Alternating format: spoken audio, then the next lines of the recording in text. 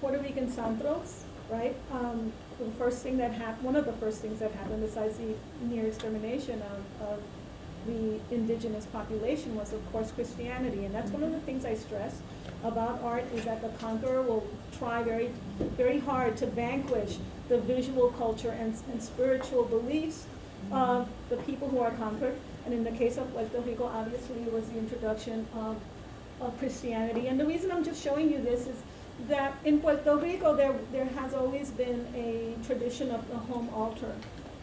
And so these santos are were originally created for veneration, but now they're created both as veneration but also as art. There are people whose families in Puerto Rico for, now practically a century, have created these santos, and they're sold. They're quite valued.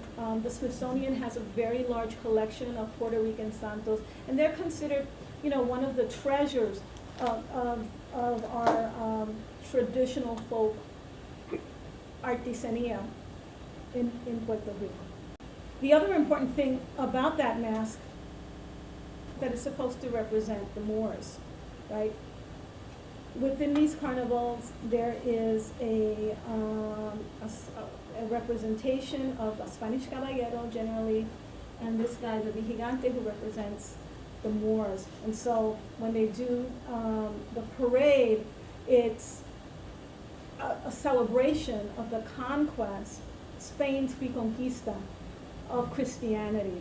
And some people read it also racial kind of discourses hidden within these festivities, because the Moors are, of course, darker skinned, right?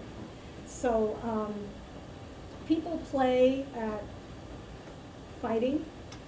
There's also other characters like Las Locas, which is a man that is dressed as a woman. And I've seen these kinds of festivities also going on in Belize. There's a dance that's accompanied to this. Have you ever seen Puerto Rican bomba? Yes. And buena? Yeah. So these dances are also during the festivities.